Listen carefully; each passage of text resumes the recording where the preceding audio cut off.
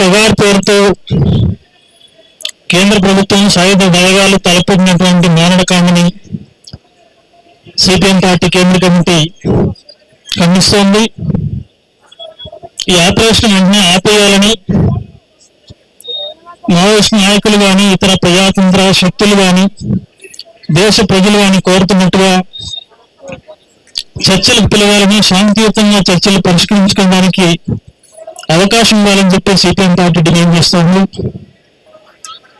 ఇప్పటికే పార్టీ కేంద్ర కమిటీలో ఈ విషయం చర్చించి కేంద్ర ప్రభుత్వానికి 5 వామపక్ష పార్టీలు ఒక నిర్ణయం ఇవ్వడం జరిగింది.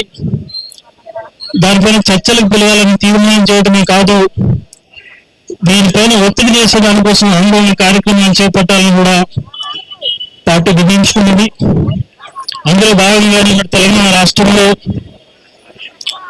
పెద్దలు చంద్రకుమార్ గారు, హరిగోపాల్ గారు తదితర పెద్దల ఆధ్వర్యంలో ఏర్పడినటువంటి శాంతి కమిటీ చర్చలు, శాంతి కమిటీలో చురుగ్గా పాల్గొనాలని చెప్పి సిపిఎం తెలంగాణ రాష్ట్ర కమిటీ కూడా నిర్ణయం తీసుకున్నది. వాస్తవానికి ఈ రోజున పెద్దలు చెప్పినట్టుగా ఆపరేషన్ కగార్ అనేది మావోయిస్టులకు కేంద్ర ప్రభుత్వానికి మధ్య జరుగుతున్న యుద్ధంగా మాత్రమే ఎవరైనా భావిస్తే చాలా పొరపాటు.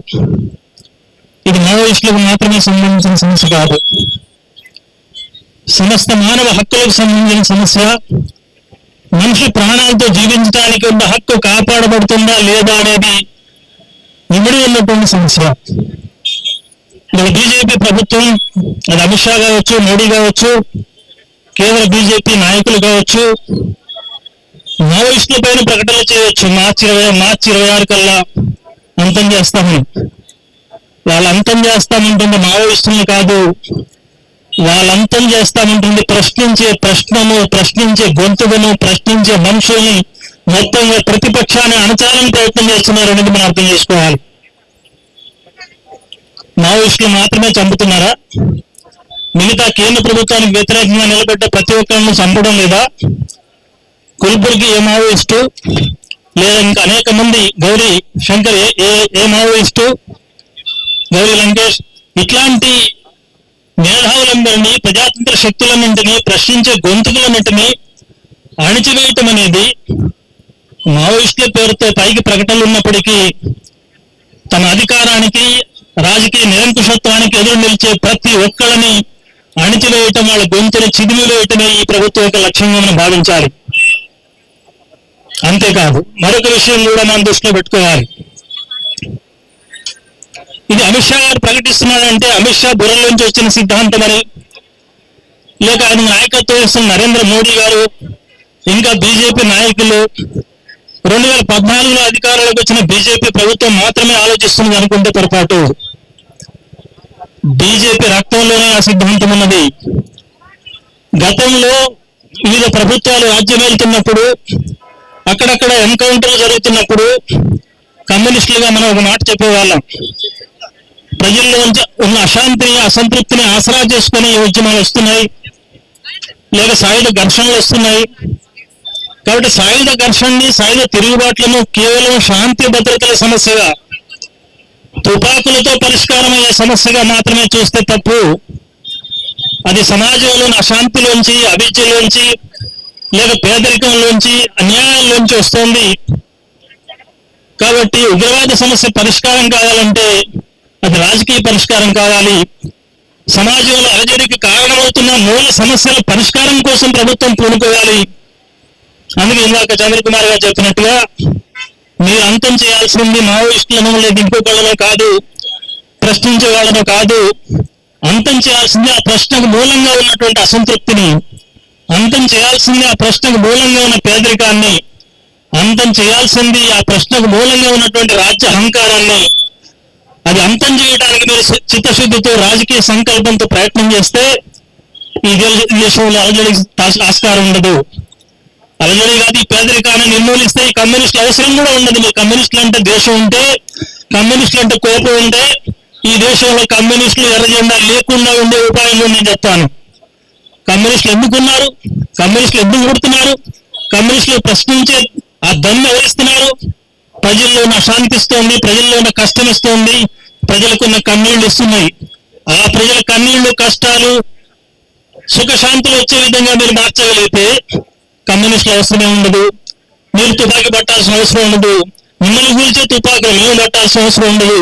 ఆ పేదరికాన్ని పరిష్కరించే దమ్ము, ధైర్యము, సిద్ధాంత స్పష్టత మీరు లేని దరిద్రులు కాబట్టి ఈ తుపాకుల యుద్ధం జరుగుతుంది అనేది మనం అర్థం చేసుకోవాల్సిన అవసరం ఉంది. అందరూ చెప్తారు మేము పేదరికం నిర్మూలిస్తాం, భూములు పంచుతాం, మహిళలకు హక్కులు ఇస్తాం.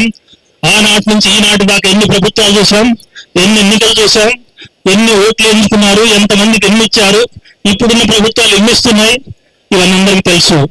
కాబట్టి మూలం అక్కడుందని ఆ మూల సమస్యను పరిష్కారం చేయకుండా ఈ పై పరిష్కారాల కోసం తాత్కాలిక అణచివేతలతోటి, బెదిరింపులతోటి, హత్యాకాండతో అణుద్దాం అనుకుంటే చేతిని అడ్డు పెట్టి సూర్యకాంతిని ఆపలేరు, తుపాకులను అడ్డు పెట్టి ఉద్యమాలను అణచలేరు అనేది స్పష్టంగా అర్థం చేసుకోవాలి. కాబట్టి కేంద్ర ప్రభుత్వం యొక్క ఈ స్వభావాన్ని మనం అర్థం చేసుకోవాలి, దీన్ని తీవ్రంగా ప్రతిఘటించి తీరాలి పౌర సమాజం. ఇంతకుముందు చెప్పినట్టుగా ఇంతకుముందు ప్రభుత్వాలకి ఇది శాంతి భద్రతల సమస్య కాదు, రాజకీయ సమస్య పరిష్కారం చేయాలని చెప్తున్నాం. కానీ ఇప్పుడు బీజేపీ అధికారంలోకి వచ్చిన తర్వాత బీజేపీ స్వభావాన్ని బట్టి దాన్ని నడిపించే ఆర్ఎస్ఎస్, దాని వెనుకున్న ఆర్ఎస్ఎస్ యొక్క ఫాసిస్ట్ సిద్ధాంతాలను బట్టి ఇంకొక విషయం మనం అర్థం చేసుకోవాలి. అదేంటంటే రాజకీయ పరిష్కారం కాదు, సైద్ధాంతిక యుద్ధం కూడా జరగాలి బీజేపీతో. సైద్ధాంతికంగానే వాళ్ళ ఒక దుర్మార్గమైన ప్రతిపాదనతో ముందుకు వస్తున్నారు. అది హిట్లర్ సిద్ధాంతం, అది ముసోలిని సిద్ధాంతం, ప్రపంచంలో నియంత్రణలందరూ అమలు చేసినటువంటి సిద్ధాంతం. ఆ సిద్ధాంతం ఏంటంటే తమ ప్రత్యర్థుల్ని పిచ్చి కుక్కలుగా ముద్ర వేసి కాల్చి చంపడం.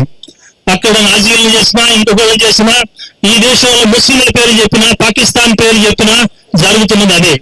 ఒక శత్రువుని సృష్టించడం, ఆ శత్రువుని నిర్మూలించే పేరుతో సాధారణ ప్రజలను నిర్మూలించడం, ఇది బీజేపీ యొక్క ఎత్తుగడ. ఈ మత ఘర్షణలో, మత ఉద్రిక్తతలో, వైషమ్యంలో, ద్వేషంలో మన రోజువారీ అవసరాలు మర్చిపోతున్నాం.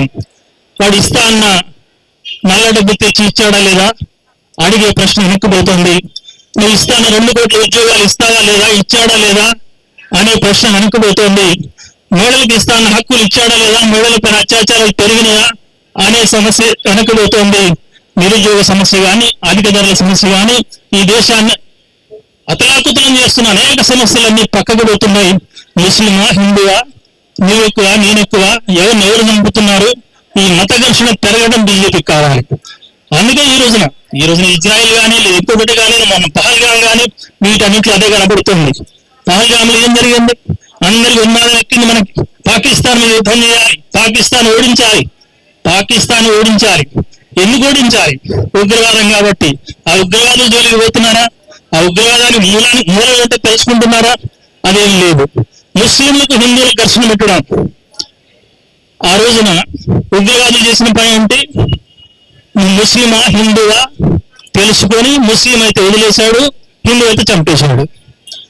ఎవరైనా హిందూ ప్రాణ రక్షించుకునే దానికోసం ముస్లిం అర్థం చెబితే ఇస్లాంలో ఉన్నటువంటి పంక్తులు చదవమని చెప్పాడు, చదవగలిగితే వదిలేశాడు, చదవలేకపోతే చంపేశాడు.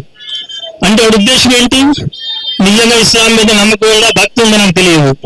ఒకటే వాళ్ళ లక్ష్యం, భారతదేశంలో ఉన్నటువంటి 20 కోట్ల మంది ముస్లింలకు, మిగతా కోట్ల మంది హిందువులకు మధ్య ఆరని పగని రగిలించడమే వాళ్ళ ఉద్దేశం, ఉగ్రవాదుల యొక్క లక్ష్యం.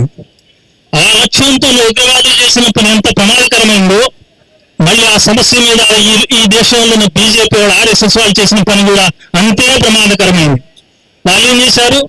దేశ ప్రజలు ఏ రకంగానైతే స్పందించారో ముస్లిం, హిందూ అనే తేడా లేకుండా ఒక్క రీతిగా, కాశ్మీర్ ప్రజలు ఏ రకంగానైతే స్పందించారో ముస్లిం, హిందూ అనే తేడా లేకుండా ఒకే విధంగా ఈ ఉగ్రవాదాన్ని ఎదుర్కోవాలని నినదించారు ప్రజలు. కానీ బీజేపీ వాళ్ళు ఏం చేశారు? ఉత్తరప్రదేశ్లో ఏం జరిగింది, బీహార్లో ఏం జరిగింది, అనేక పట్టణాల్లో ఏం జరిగింది? ముస్లింల మీద హిందువులు రెచ్చగొట్టారు, ముస్లిం దుకాణాలు దోషం చేశారు, ముస్లిం హత్యలు చేయడానికి ప్రయత్నం చేశారు, హిందూ ముస్లిం ఘర్షణలు పెంచడానికి ప్రయత్నం చేశారు. ఇది బీజేపీ యొక్క నిజస్వరూపం. అందుకే ఈ దేశంలో మత ఘర్షణ రెచ్చగొట్టడం, ప్రతిపక్షాన్ని అణిచివేయడం, ప్రశ్నించే వాళ్ళని నరికివేయడం, ఇది ఒక సిద్ధాంతంగా ఉంది. ఈ సిద్ధాంతం మోడీ తల్లోంచో, షా తల్లోంచో వచ్చింది కాదు. వీళ్ళ గురువు సిద్ధాంతవేత్త గోల్వాల్కర్ పుస్తకంలోంచి వచ్చింది, గోల్వాల్కర్ సిద్ధాంతంలోంచి వచ్చింది. ఆయన చాలా ఏళ్ల కింద చెప్పాడు స్పష్టంగా వాళ్ళ సిద్ధాంత గ్రంథంలో, ఏమనంటే ఈ దేశంలో ఈ దేశ ప్రజలందరికీ శత్రువులు ముగ్గురు: ముస్లింలు, క్రిస్టియన్లు, కమ్యూనిస్టులు. ఈ ముగ్గురిని దేశంలో లేకుండా నిర్మూలిస్తే ఈ దేశం సుభిక్షంగా ఉందని చెప్తున్నాడు. వీళ్ళని కాదు నిర్మూలించాల్సింది, తప్పుడు సిద్ధాంతం చేసినటువంటి ఈ తప్పుడు సిద్ధాంతవేత్త నిర్మూలన జరిగితేనే ఈ భారతదేశంలో ప్రజలందరూ సుభిక్షంగా ఐక్యంగా ఉంటారనేది మనం తెలుగు సమాధానంగా చెప్పాల్సిన అవసరం ఉంది. అందుకే ఈ రోజున ఈ చెప్పడం ఒక చిన్న ధర్నాతో, ఒకనాటి ఉపన్యాసంతో, ఒక్కరోజు ఒక నిరసనతో పూర్తయ్యేది కాదు ఇది. ఎందుకంటే వాళ్ళ నిర్బంధం, వాళ్ళ హత్యాకాండ కూడా ఒక్కరోజుతో పూర్తి కావట్లేదు. ఆపరేషన్ కగారుతో పూర్తి కావడం లేదు. కేశవాన్ని చంపడంతో పూర్తి కావడం లేదు. ఇంకా ఈ దేశంలో ప్రతిపక్షాన్ని, ప్రశ్నని చంపివేయటం అనేది, నరికేయటం అనేది వాళ్ళ ఉద్దేశం. అట్లాంటి దుర్మార్గాన్ని నరికేయటం, పెకలించి వేయటం అనేది మన కర్తవ్యంగా ఉండాలి. అందుకు ఒక దీర్ఘకాలిక యుద్ధం చేయాలి. ఈ గల్లీలో చేయటమే కాదు, ఇందిరా పార్క్ గల్లీలోనే కాదు, ఢిల్లీలో కూడా ఇది బాగుపోయే విధంగా రాబోయే కాలంలో మనం ఉద్యమిస్తేనే, మోడీ షాల ప్రభుత్వాన్ని మెడలు వంచి కిందికి దించితేనే, ఎట్లాగైతే 760 మంది దాకా రైతాంగం ప్రాణాలు బలిచ్చి 3 రాక్షస చట్టాలను వెనకగొట్టే దానికోసం బ్రహ్మాండమైన పోరాటాలు నిర్వహించారు భారతదేశ రైతాంగం. అదే రీతిగా ఈ పౌర హక్కుల సమస్య పైన కూడా ఆపరేషన్ కగారే కాదు, మొత్తం పౌర హక్కుల ఉద్యమాన్ని ఆ రకంగా ఉధృతంగా తీసుకోవాల్సిన అవసరం ఉంది. ఆ స్ఫూర్తితో ముందుకు సాగడానికి మనంతా ప్రయత్నం చేయాలని కోరుకుంటూ ఈ ధర్నాలు, ఈ మొత్తం మహాఉద్యమాన్ని సంపూర్ణంగా సిపిఎం పార్టీ సమర్థిస్తుందని తెలియజేస్తూ మీ అందరికీ సెలవు. నమస్కారం.